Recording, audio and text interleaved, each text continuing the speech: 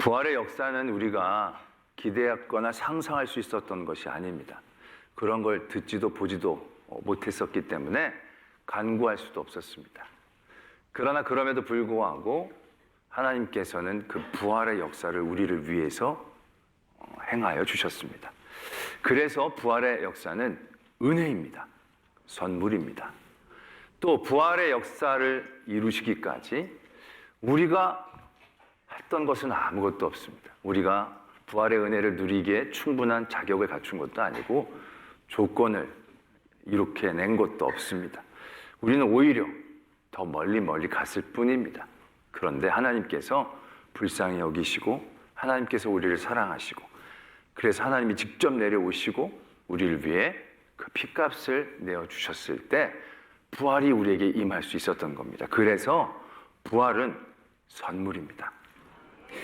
부활의 역사를 은혜와 선물로 받았기 때문에 우리는 그 선물을 받은 그 다음에 그 선물을 제대로 이해하고 제대로 사용할 수 있는 그런 삶으로 살아나가야 할 그런 일들을 만나게 되는 겁니다. 부활이 오기 전까지 우리는 이미 그것을 기대하거나 준비한 적이 없습니다. 갑작스럽게 말도 안 되는 놀라운 선물을 우리가 받은 거예요. 근데 이 받은 선물을 그 깊이와 넓이와 높이를 제대로 알려면 거기에 맞게 우리를 준비해야 나간다는 거죠. 이런 과정들을 신학적으로 성화라고 얘기합니다. 우리는 예수 그리스도를 믿고 구원을 얻은 다음에 이렇게 살아라 저렇게 살아라 그런 과정들이 굉장히 버겁고 힘겹게 느껴지지만 그게 그런 과정이 아니라는 거예요. 말하자면 우리가 어디를 멀리 가야 되는데 갑자기 어느 누군가가 너무 멋지고 튼튼한 자동차를 선물해 준 거예요. 자, 바라지도 뜻하지도 못했어요. 아무런 차를 받을 면허도 없어요. 근데 그 차를 떡하니 받았어요. 그 다음부터 우리가 어떻게 살아나가는 게 지혜로운 삶이 되겠습니까? 그냥 무턱대고 선물만 받아가지고 누리면 이거 짐입니다. 그 차를 끌고 갈 수도 없고 밀고 갈 수도 없고 두고 가기는 아깝고 어떻게 보면 이게 되게 성가시고 귀찮고 짐되어질 수 있는 부분입니다. 그런데 그렇게 살지 않고 이 주신 놀라운 은혜와 선물에 맞게 운전면허 학원에 가서 운전을 배우고 면허증을 따고 그러면서 차에 맞게 자기를 맞춰 나가게 된다면 이제는 그 차는 자기가 타고 그 먼 길을 가야 되는 그곳에 엄청난 하나님의 은혜와 능력으로 도움이 될 수 있는 그런 과정들을 만나게 되는 거죠. 그런 과정들이 부활의 은혜와 선물을 받은 우리들이 그 다음에 살아가야 할 삶의 모습이 되어져야 한다는 것입니다. 힘들고 어렵고 번거로운 게 아니라 이 엄청나게 놀라운 이 은혜와 선물을 제대로 누릴 수 있는 그러한 사람이 되어지는 과정. 우리는 그런 과정들을 지금 살아가고 있고 살아내야 한다는 것입니다. 그런 과정들을 우리는 살아가면서 여러 가지 위험, 두려움, 유혹들을 만나게 됩니다. 그때마다 우리가 어떻게 대처하면서 살아가야 할지 그것이 우리가 이제 앞으로 살아가는 삶의 자리에 있어서 있어야 될 도전인데요. 그 비슷한 사건, 그런 비슷한 삶의 모습들을 적어준 부분이 있습니다. 바로 그게 이 출애굽입니다. 출애굽. 이스라엘 민족이요, 자유를 꿈꿀 수 있었던 게 아닙니다. 그들은 자유를 경험해 본 지가 너무 오래된 그런 민족이었어요. 왜? 400여 년 동안이나 종살이를 하는 거예요. 10대가 넘게 종으로만 있었던 거예요.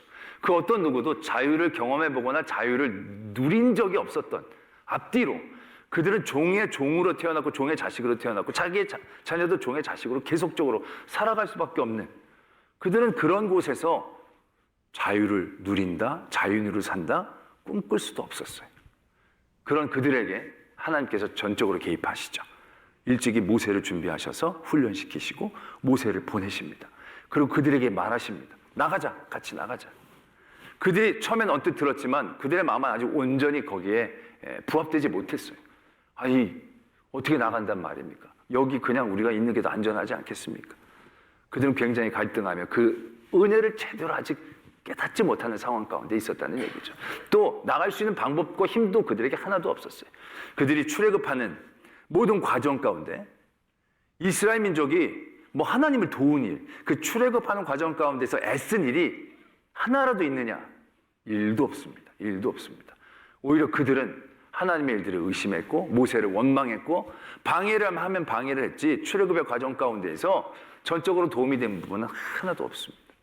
전적으로 하나님께서 계획하시고 하나님께서 역사하신 거예요. 10가지 재앙을 통해서 바로의 무릎을 꿇게 하시고 바로가 아주 진저리를 치면서 제발 나가달라고 하며 나가게 되어진 것이 출애굽이에요. 그래서 이스라엘 민족에게 출애굽은 놀라운 은혜예요. 선물이에요. 일찍이 경험해보지 못했던 삶을 이제 살아보게 되는 거예요. 근데 그런 과정 가운데서 우리가 잘 알다시피 쉽지 않았죠. 왜? 그들에게 주어진 선물은 너무나 엄청난 것이었기 때문에 아직 그들은 그 선물을 누리고 맛보고 제대로 살아갈 준비가 덜 돼 있었거든요. 그래서 하나님은 광야의 시절들을 통해서 그들을 맞게 세워나가시는 거예요. 그래서 우리들은 앞으로 몇 주 동안 이 광야에서 있었던 일들을 바라보면서 지금 우리의 삶의 자리에서 이 엄청난 은혜와 선물에 맞게 하나님이 우리를 어떻게 준비시키는지, 어떻게 우리를 도전하시는지를 알아보고자 한다는 겁니다. 첫 번째로요, 오늘 이스라엘 민족이 그 놀라운 은혜를 받은 다음에 첫 번째로 만나게 되는 시험입니다. 첫 번째로 만나게 되는 문제의 그런 사건들을 바라보게 됩니다. 이스라엘 민족이 출애굽하고 난 다음에 가나안 땅까지 가는 길이 지중해 해변을 따라가는 길이 있습니다. 이 길로 가면 편하고 빠릅니다. 근데 문제가 있는데 무슨 문제가 있냐면 편하고 빠른 땅이었기 때문에 이미 강력한 민족들이 자리를 잡고 있었어요. 그들과 싸워 지나쳐 가기에는 너무 준비가 덜 돼 있었다는 얘기죠. 그래서 사람들이 전혀 살지 않는 척박한 광야의 길로 이스라엘 민족을 인도해 내십니다. 그 길로 인도해 가다 보니까 앞에 홍해가 막혀 있는 거예요. 홍해 앞에 그냥 이스라엘 민족은 진치고 섰죠. 뭐 이스라엘 지금 아무 생각이 없거든요. 그냥 가라 그래서 간 거고 가자 그래서 따라 나오기 때문에 이 길로 가면 어디로 가는지 그 길을 가본 적도 살아본 적도 없는 분들이니까 그냥 가자는 대로 가서 왔는데 앞에 그냥 바다가 있는 거예요. 바다가 있길래 그냥 멈춘 거죠. 근데 문제는 뒤를 봤더니 애굽의 군대가 그들을 쫓아오기 시작하는 거예요. 바로가 정말 너무 10가지 재앙 때문에 고생을 많이 하고 진이 빠져서 이스라엘 민족대로 나가라고 했죠. 막상 나가고 보니까 이게 피해가 심각한 거예요. 이 수백만의 노동력이 사라진다는 건 생각보다 감당할 수 없는 문제였을 겁니다. 그러다 보니까 마음이 다시 바뀌었어요. 변심이 된 거예요. 그가 그렇게 고생했었던 걸 싹 잊어버리고 잃어버린 손에 집착하면서 이스라엘 민족을 쫓아가기 시작한 겁니다. 그 상황 가운데 이스라엘 민족이 딱 낀 거예요. 앞에는 바다가 막혀 있고 뒤에는 애굽이 죽일 듯이 따라오고 두려워하지 않을 수가 없죠. 오늘 말씀해 보면 심히 두려워 하나님께 부르짖었다 이렇게 적고 있어요. 뭐 말씀을 보지 않더라도 우리가 충분히 그 상황을 공감해내는 건 어렵지 않을 거예요. 너무너무 무서웠을 거예요. 애굽 사람 이름만 들어도 오금이 저릴 텐데 지금 그 사람들 고생시키고 도망쳐 나왔는데 지금 군대가 병거 타고 막 쫓아오는 모습을 보니까 얼마나 두려웠겠어요. 하나님께 부르짖었다고 했을 때 이 부르짖음은 이성을 가지고 간구한 상태를 의미하는 게 아니에요. 그냥 절규하는 거예요. 그냥 너무 고통스럽고 두려워서 절규하는 상태를 지금 성경은 적고 있다는 거죠. 그런 다음에 그들의 행동은 이렇게 모세에게로 옮겨갑니다. 모세에게 가서 그에게 원망을 쏟아붓습니다. 아니 왜 우리를 멀쩡하게 잘 살고 있었는데 우리가 물론 잘 산 건 아니었지만 그래도 애굽에서 그냥 죽지 않고 살고 있었는데 왜 우리를 끄집어내서 이 광야에서 우리를 죽게 하느냐. 애굽에 몇 자리가 없어서 우리를 광야에서 죽게 하려는 거냐. 그래서 네가 왔을 때 우리가 얘기했잖아. 우리 그냥 내버려 두라고. 그런데 우리를 억지로 끌고 와서 지금 이 사단을 만들어 놓는 건 뭐냐. 차라리 우리가 애굽의 종이 되는 게 낫지 광야에서 죽는 게 낫겠느냐. 이렇게 원망을 쏟아붓습니다. 전 저희들이 들으면 안타깝죠. 하나님께서 그들에게 어떻게 역사하시고 계획하시고 그들에게 주신 엄청난 은혜인데 지금 감히 그 은혜를 박차고 다시 종살이로 들어가겠다고 지금 얘기를 하고 있으니 답답하죠. 그런데 이해가 되기도 합니다. 왜냐하면 솔직히 이들은 아직 하나님의 은혜의 그 선물에 대한 깊이와 그 가치를 제대로 깨닫고 있는 상황은 아니었거든요. 10가지 재앙이 물론 있었어요. 근데 10가지 재앙을 살펴보면 그 재앙은요 애굽인들 지역에 집중적으로 이루어진 거예요. 뭐 여러 가지 재앙, 뭐 우박, 심지어 어둠도요. 애굽의 지역에만 어둠이 있었고 칠흑 같은 어둠이 있었고 이스라엘인들이 살았던 고센 땅에는 빛이 있었어요. 그러니까 이 이스라엘 민족들은요 듣기는 들었겠죠. 그런 걸로 고생한대더라. 근데 직접 체험한 건 아니에요. 그러다 보니까 그 하나님께서 얼마나 개입하시고 얼마나 열심히 그들을 위해서 일해 주셨는지에 대한 감이 떨어지고 있는 상태인 거죠.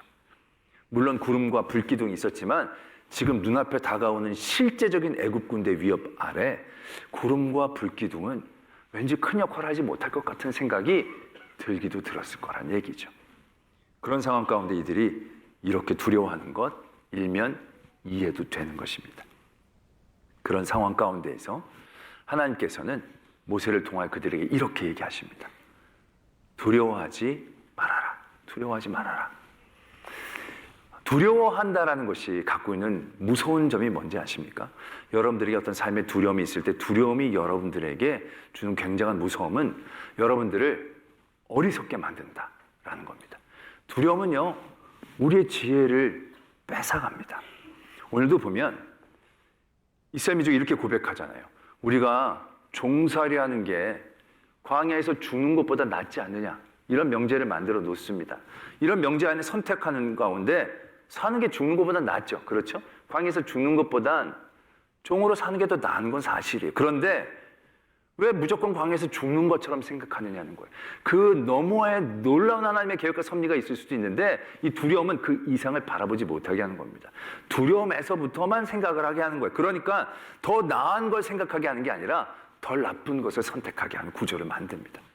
그래서 두려움은요, 우리를 늘 어리석게 만드는 겁니다. 그래서 두려움의 자리에서는요, 더 너무 좋은 일들을 바라보기보다는 이 두려움을 피하는 데 우리가 급급하게 만든다는 거죠.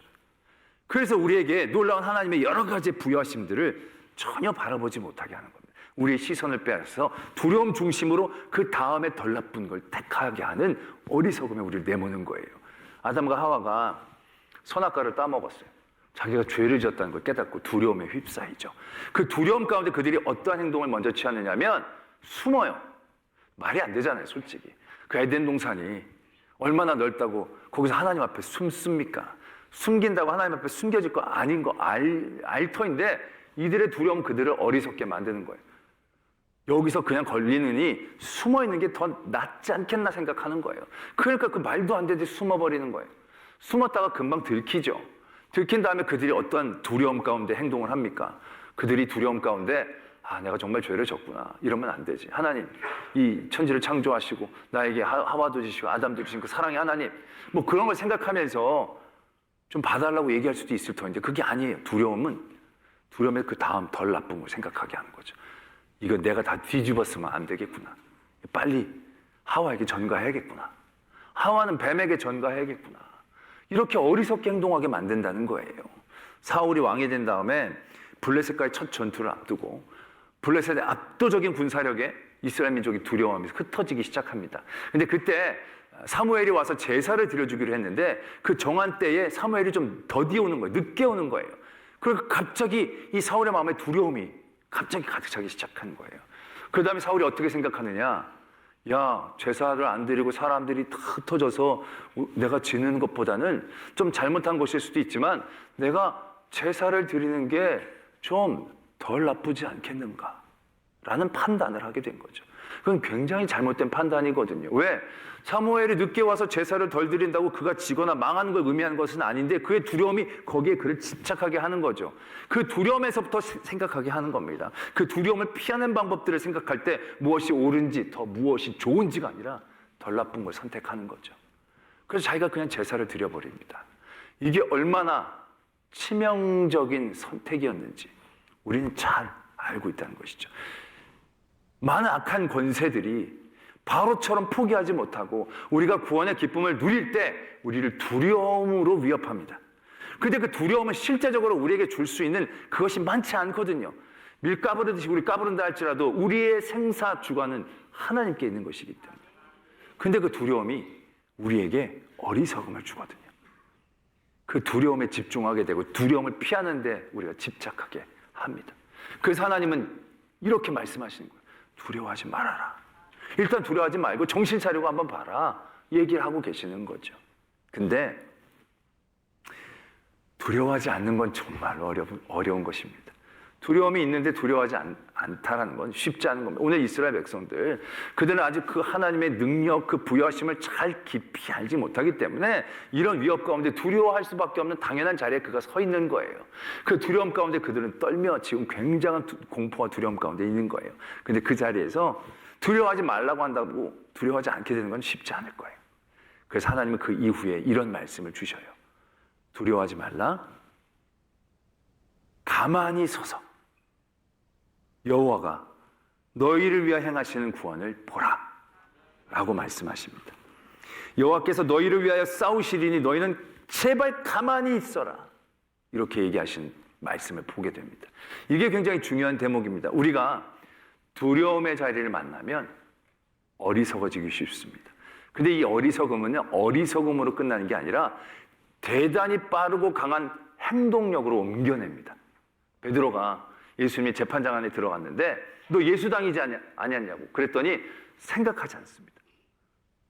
바로 그 두려움은 그에게 반응하게 하죠. 아니요, 나 예수님 모릅니다. 그 두려움은 굉장히 빠른 행동력으로 우리를 이끌어 간다는 거죠. 그 자리에서 하나님께서 우리에게 경고하시는 거예요. 제발 두려워하지 마라. 그때 두려움이 있다 할지라도 움직이지 마라. 제발 가만히 좀 서 있어라. 네 두려움 때문에 두려움을 피하려고 전전긍긍하며 그 행동력에 너희가 빼앗기지 말아라. 이렇게 말씀하시는 거예요. 이 뒤에도 보면 나중에 금송아지 사건 나오잖아요. 모세가 40일 동안 시내산에 올라가서 내려오질 않아요. 40일 동안 그 산에 물도 없고 음식도 없어 보이는 그 돌산 같은 그곳에서 야, 모세가 이거 정상적인 상황이 아니겠다. 두려움에 그들이 휩싸이게 되죠.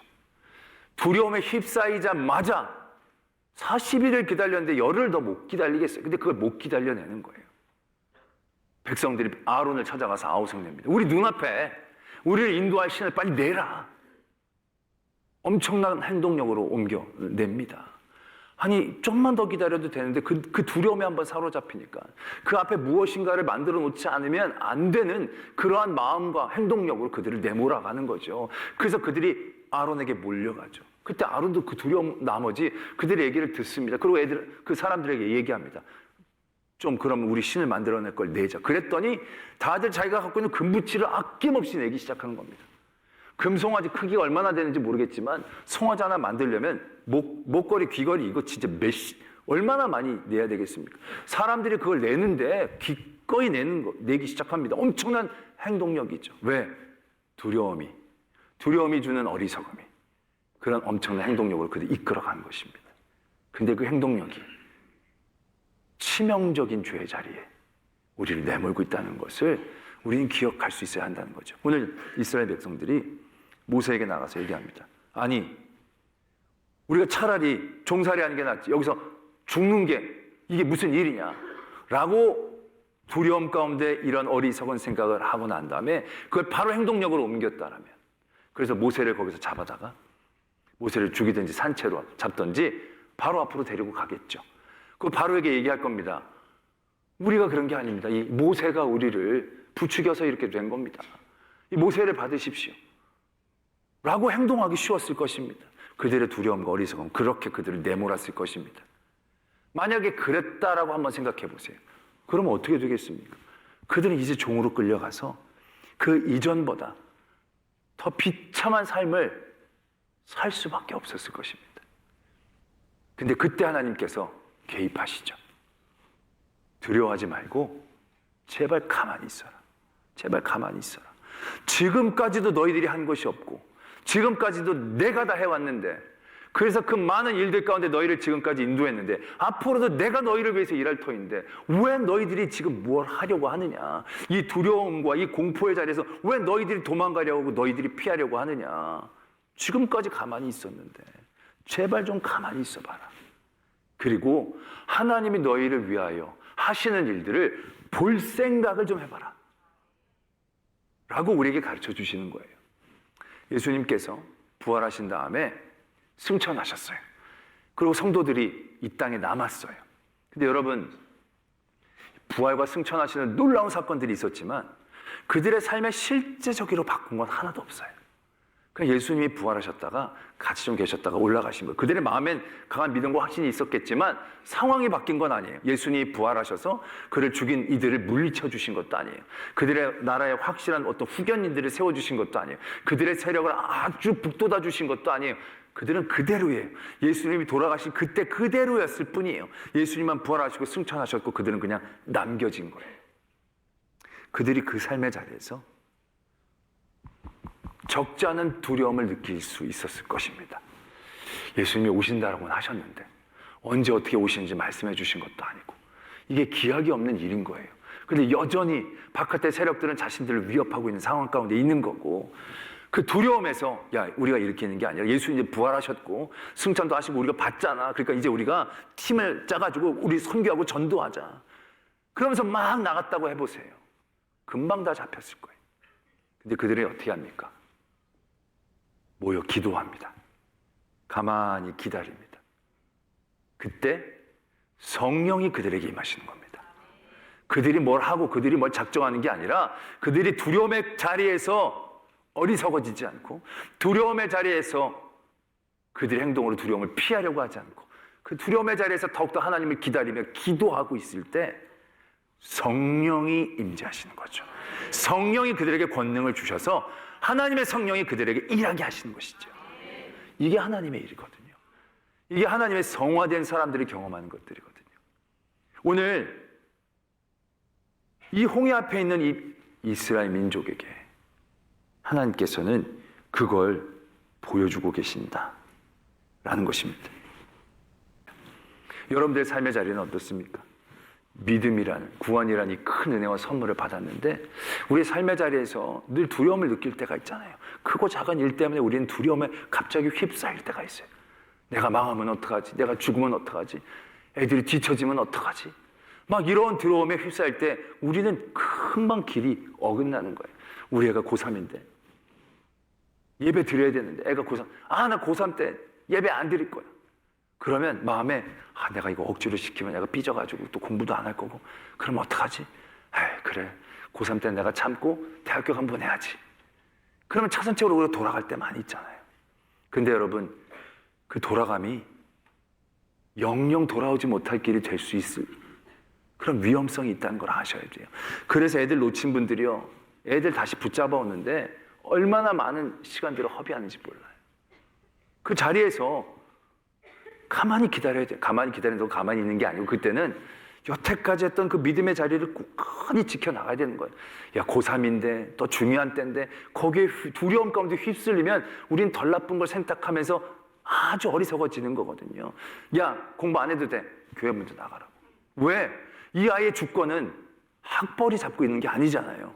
이 아이의 주권은 점수가 잡고 있는 게 아니에요. 점수가 이 아이를 끝까지 지켜주는 게 아니잖아요. 이 아이를 지켜주시는 건 하나님이잖아요. 그 하나님의 주권을 우리의 두려움에 뛰어넘어 계신 하나님의 역사를 바라보아야 되는 거죠. 그럴 때 우리는 움직이지 않는 거죠. 가만히 있어보자. 얘가 공부 못하면 뒤처지면 아니야, 가만히 있어보자. 하나님이 이 아이에게 어떻게 역사하시는지 보자. 내가 병에 걸렸을 때 낫는 데만 막 애를 쓰면 우린 맨날 돌고 도는 고생만 할 거예요. 나도 그냥 병 때문에 고생했다 이런 시간이 되는 거예요. 근데 병 가운데 두려움에 휩싸이지 마시고 보자라는 거예요. 하나님이 이 병을 통해서 내게 어떤 역사를 이루시려고 하시는가. 가만히 서서 한번 보라는 얘기예요. 이거 낫게 해달라고 저거 낫게 해달라고 동분서주하다 보면 길을 잃기 쉽다라는 얘기예요. 하나님이 그 병을 통해서 우리를 아프게도 하고 극한의 상황까지도 몰아가시는 거예요. 그러나 중요한 건 하나님의 주권 가운데 있기에 그 모든 일들은 협력하여 하나님의 귀한 은혜의 자리, 하나님 내게 주신 은혜를 온전히 깨닫게 하여 주시는, 나로 그렇게 사는 자격을 갖춘 사람으로 세워주시는 굉장히 귀한 자격 가운데 있다는 것을 깨달으셔야 한다는 것입니다. 할렐루야. 오늘 우리의 믿음의 자리에서 주신 놀라운 은혜들을 깨닫기를 소망합니다. 그러기 위해 우리 안에 있는 두려움의 자리에서 어리석어지지 맙시다. 그 어리석음으로 행동으로 옮기지 맙시다. 두려워할 수는 있지만 그 자리에서 이 두려움 나를 어리석게 할 수 있다는 것을 깨닫고 움직이지 말고 가만히 서서 지금까지 나에게 역사해 주셨던 하나님이 내게 어떻게 역사하실지 바라볼 수 있는, 그래서 내 눈앞에서 홍해가 갈려지는 놀라운 역사를 경험할 수 있는 저와 여러분들이 되어지기를 소망합니다.